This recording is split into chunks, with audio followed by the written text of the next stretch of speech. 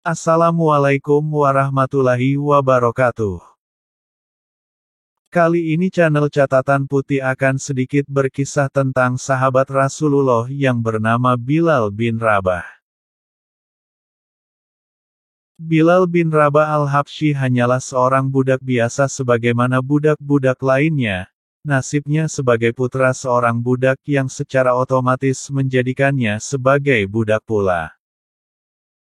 Ia dimiliki oleh seorang tokoh Quraisy dari Bani Jumah, Umayyah bin Khalaf, yang sangat membenci Rasulullah Shallallahu Alaihi Wasallam dan kehadiran agama baru di lingkungan mereka. Tetapi justru kebencian tuannya kepada Nabi dan Islam ini yang menjadi jalan hidayah bagi Bilal. Mereka begitu semangat membahas, menghujat dan mencaci maki, dan sesekali takjub atas munculnya agama baru dan sosok Nabi Muhammad Shallallahu Alaihi Wasallam. Dan itu semua menjadi informasi tak terbatas bagi Bilal tentang Islam, yang akhirnya membawa langkahnya menemui Rasulullah, tentu tanpa sepengetahuan tuannya, untuk memeluk Islam. Bilal merupakan orang Islam pertama dari golongan budak, dan itu menjadikan Umayyah bin Khalaf merasa begitu terhina dan ternoda kehormatannya. Karena itu ia melakukan berbagai macam cara penyiksaan yang biadab untuk bisa mengembalikan Bilal kepada agama jahiliyah. Ia tidak ingin peristiwa ini menjadi preseden bagi budak-budak lainnya dan ia yang disalahkan oleh tokoh Quraisy lainnya. Tetapi siksaan seperti apa yang bisa mengubah keyakinan seseorang jika telah begitu lekat di dalam jiwa? Jika tidak ada hal-hal lain yang diinginkan, dan jika kematian tidak lagi ditakuti, bagaimana mungkin bisa mengubah prinsip hidup seseorang? Itulah yang terjadi pada diri Bilal, makin berat siksaan yang dirasakannya, makin mendekatkan dirinya pada Al-Ahad, Allah Subhanahu wa Ta'ala, Ahad, Ahad, Ahad, itulah yang seolah menjadi simbol perjuangannya. Siang hari yang sangat panas di padang pasir, ia dibaringkan di atas bara. Terkadang dalam keadaan telanjang ia dilemparkan ke atas pasir yang seperti menyala, kemudian ditindih dengan batu besar yang tak kalah panasnya. Sore hari ketika mulai dingin, ia ditegakkan dan lehernya dirantai kemudian diarak keliling melalui bukit-bukit dan jalanan di kota Makkah, tidak 1 hari 2 hari, tidak 1 minggu 2 minggu, tetapi berbilang bulan, bahkan mungkin berbulan-bulan siksaan itu berlangsung. Seolah karang yang tak hendak lapuk dan hancur diterjang ombak selama bertahun-tahun, begitulah keyakinan yang tertanam di dalam jiwa Bilal. Di dalam kelemahannya, di dalam ketidakberdayaannya, hanya satu kata yang lekat dan tertanam erat, Ahad, Ahad, Ahad. Sampai-sampai para penyiksanya jatuh kasihan, atau juga menjadi bosan dengan apa yang dilakukannya. Tetapi mereka enggan untuk melepaskan Bilal begitu saja karena gengsi, takut nama baik dan kehormatannya sebagai tokoh kaum Quraisy tercemar, karena mengalah pada seorang budak yang keras kepala. Atau lebih tepatnya, seorang muslim yang begitu kokoh keimanannya. Bahkan ada riwayat menyatakan, para penyiksa itu meminta Bilal untuk 1 kali saja mengatakan, Lata dan Uzza, agar mereka punya alasan untuk melepaskannya, setelah itu terserah apa yang akan dilakukannya. Bahkan mereka akan membebaskannya dari perbudakan. Tetapi Bilal tak bergeming, cuma 1 kata yang keluar dari mulutnya secara berulang-ulang, Ahad, Ahad, Ahad. Di suatu pagi menjelang siang, seperti biasanya Bilal digiring ke padang pasir, ke tempat penyiksaannya. Datanglah Abu Bakar kepada mereka dan berkata, apakah kalian hendak membunuh seorang laki-laki yang mengatakan Tuhannya adalah Allah? Kemudian Abu Bakar berpaling kepada Umayyah bin Khalaf, sambil menyerahkan uang ia berkata, terimalah uang ini sebagai tebusannya, ini lebih tinggi dari harganya, dan bebaskan dia. Tampak sekali kelegaan pada Umayyah bin Khalaf dan para penyiksa Bilal, mereka sudah sangat jenuh dan hampir putus asa. Mereka hanya butuh alasan kecil untuk bisa melepaskan Bilal, tetapi malah mendapat setumpuk uang, tentu saja mereka amat gembira, apalagi mereka ini pada dasarnya seorang pedagang. Namun demikian Umayyah berkata, bawalah dia, demi Lata dan Uzza, andai saja engkau membayar tak lebih dari 1 uqiyah, engkau akan melepaskannya. Abu Bakar mengerti apa yang dimaksudkan Umayyah, yakni ingin merendahkan martabat Bilal.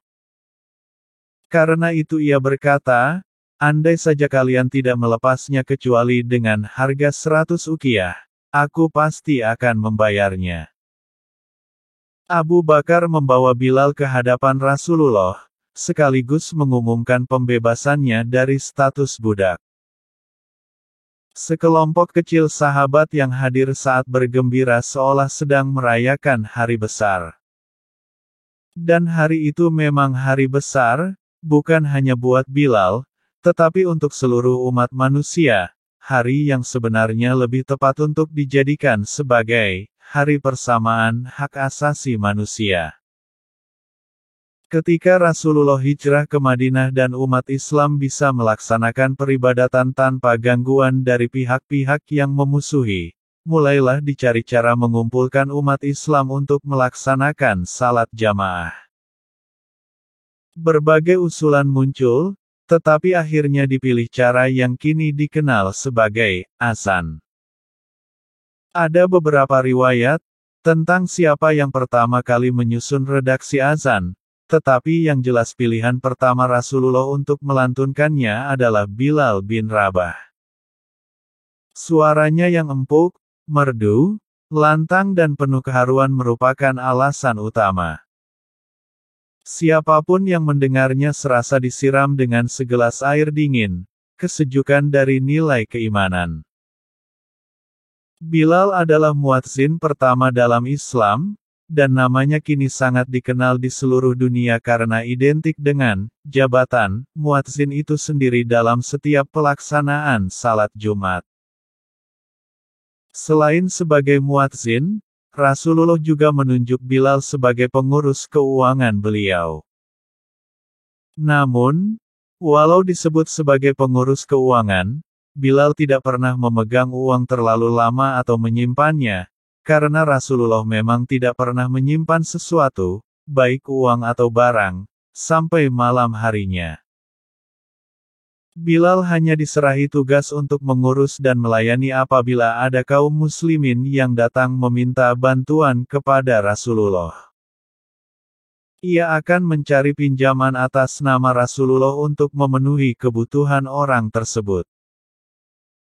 Suatu hari ada seorang musyrik kaya raya yang mendatangi Bilal dan berkata, "Hai Bilal, aku mempunyai banyak harta benda, jika kamu mempunyai keperluan, janganlah meminjam pada siapapun, berhutanglah pada saya."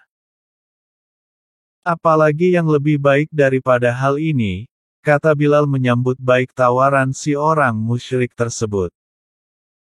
Sebenarnya si orang musyrik ini, dalam riwayat lain adalah seorang Yahudi, merasa hasut iri, dengan kedudukannya yang begitu dekat dengan Rasulullah, pemimpin tertinggi kaum muslimin, atau bahkan bisa dikatakan, pemimpin tertinggi, Jazirah Arabia yang paling disegani saat itu. Pikirnya, dia hanya seorang bekas budak, berkulit hitam lagi. Bagaimana mungkin ia memperoleh kedudukan begitu mulia di sisi Muhammad Shallallahu Alaihi Wasallam? Sungguh aku akan mengembalikannya seperti dahulu lagi. Tentu saja Bilal tidak mengetahui rencana yang tersimpan di kepala si orang musyrik itu, yang jelas ia memperoleh kemudahan untuk melaksanakan tugas yang dibebankan Rasulullah. Maka ketika ada perintah Rasulullah, ia pun meminjam dari orang tersebut, dan menyerahkannya pada orang yang dikehendaki Rasulullah untuk menerimanya. Hal ini berlangsung berulang-ulang hingga hutangnya menumpuk banyak pada orang musyrik itu. Suatu kali ketika selesai berwudhu dan akan mengumandangkan azan, orang musyrik ini mendatanginya dengan beberapa orang. Ia mencaci maki Bilal dan berkata bengis, "Hai Habsyi, tinggal berapa hari lagi bulan ini?" "Bulan ini hampir habis," kata Bilal. "Tinggal 4 hari lagi," kata orang musyrik itu, "jika sampai akhir bulan engkau belum melunasi pinjamanmu kepadaku, maka aku akan menjadikanmu hamba sahaya dan engkau harus menggembala kambing seperti dulu lagi." Setelah mengatakan itu, si orang musyrik meninggalkannya. Bilal menjadi sangat bingung dan gelisah. Selepas salat Isya, ia menemui Rasulullah dan menceritakan apa yang terjadi. Ia berkata, "Ya Rasulullah, engkau tidak mempunyai persediaan apapun untuk membayar hutang itu, dan saya juga tidak mempunyai apa-apa. Saya merasa orang ini ingin menghinakan saya lagi, karena itu, kalau diizinkan, saya ingin bersembunyi sambil mencari jalan untuk membayar hutang tersebut. Jika datang kepada engkau sesuatu untuk membayar hutang ini, saya akan datang lagi."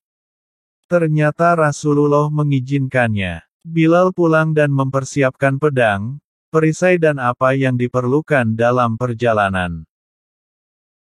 Menjelang waktu subuh, ia keluar tanpa tujuan. Tetapi belum jauh, datang seseorang diutus Rasulullah untuk memanggilnya. Ia bergegas menemui Rasulullah di masjid, dan tampak di sana 4 ekor unta dengan muatan penuh. Setelah sampai di masjid, Nabi bersabda, "Dengarkanlah kabar gembira ini, wahai Bilal. Allah telah menyiapkan sesuatu untuk membayar hutangmu. Ambillah unta dan muatannya ini, barang-barang ini telah dikirim sebagai hadiah untukku dari ketua Bani Fidak." Bilal bersyukur penuh kegembiraan. Selesai salat subuh, ia berlalu membawa unta-unta itu menemui si orang musyrik. Setelah melunasi semua hutang-hutangnya, ternyata masih tersisa cukup banyak. Ia kembali ke masjid menemui Rasulullah dan berkata, "Ya Rasulullah, aku bersyukur Allah telah membebaskan hutang-hutang kita tanpa sisa sedikitpun." Melihat masih ada yang tersisa dari barang tersebut, Rasulullah bersabda, "Bagikanlah barang-barang ini sampai habis sehingga aku menjadi tenang. Aku tidak akan pulang ke rumah sebelum sisa barang-barang ini habis dibagikan." Bilal melaksanakan perintah Rasulullah. Ia berkeliling mencari orang-orang miskin yang membutuhkan, dan membagikan sisa barang tersebut. Setelah salat Isya, Rasulullah menemui Bilal dan bertanya tentang sisa barang tersebut. Bilal menjawab, "Masih ada, ya Rasulullah, karena sudah tidak ada orang yang memerlukannya lagi." Mendengar jawaban ini Rasulullah tidak pulang, tetapi tidur di masjid. Keesokan harinya, setelah salat Isya beliau bertanya lagi seperti sebelumnya. Kali ini Bilal menjawab, "Tidak ada sisa, ya Rasulullah. Allah telah memberkati Anda dengan ketentraman jiwa. Semua sisa barang itu telah habis saya bagikan pada hari ini." Mendengar jawaban itu, Rasulullah Shallallahu Alaihi Wasallam bersyukur memuji Allah Subhanahu wa Ta'ala dan pulang ke rumah istrinya. Pada hari wafatnya Rasulullah dan saat itu beliau belum dimakamkan, Bilal mengumandangkan azan seperti biasanya. Ketika sampai pada kalimat syahadah di mana nama Nabi Muhammad disebutkan, ia menangis dan banyak para sahabat lainnya menangis juga. Setelah beliau dikebumikan, Abu Bakar meminta Bilal untuk mengumandangkan azan seperti biasanya. Bilal menolak dan berkata, "Jika engkau dahulu memerdekakan aku agar aku selalu menyertaimu, itu memang seharusnya. Tetapi jika engkau memerdekakan aku karena Allah, maka izinkanlah aku bersama Zat yang demi Dia, engkau memerdekakan aku. Abu Bakar mengatakan bahwa ia memerdekakannya karena Allah, maka Bilal berkata, aku tidak akan menjadi muadzin lagi setelah Rasulullah wafat. Aku mendengar Rasulullah bersabda, bahwa amalan seorang mukmin yang paling utama adalah jihad di jalan Allah, maka izinkanlah aku untuk berjuang bersama para mujahid di Syam. Dalam satu riwayat dikatakan bahwa Abu Bakar mengizinkannya pergi ke Syam, dan riwayat lainnya menyatakan, Abu Bakar mempertahankannya tetap di Madinah walau tidak sebagai muadzin. Dan baru pada masa Umar ia memaksa untuk pergi berjihad di Syam, walau Umar berusaha mempertahankannya tetap tinggal di Madinah. Ketika Khalifah Umar berkunjung ke Syam, beberapa orang mendatanginya dan memohon agar Bilal mau melantunkan azan, walau untuk satu salat saja. Mereka ini mungkin telah mendengar kisah kehidupan Bilal, tetapi sama sekali belum pernah mendengar azan Bilal. Mereka ingin tahu seperti apa sehingga Rasulullah memilihnya sebagai muadzin pertama. Ketika hal itu disampaikan Umar, sebenarnya Bilal menolak, tetapi karena banyaknya suara yang memintanya, ia pun memenuhinya. Bilal naik ke menara dan mulai melantunkan azan. Para sahabat yang hadir banyak yang menangis. Mereka seolah dibawa kembali ke suasana saat Rasulullah masih hidup. Dan yang paling keras tangisnya adalah Umar bin Khattab dan Bilal sendiri, setelah ia selesai azan. Itulah terakhir kalinya Bilal melantunkan azan. Setelah itu ia berjuang di medan jihad sampai akhir hayatnya. Jenazahnya dimakamkan di bumi Damsyik, kini Damaskus.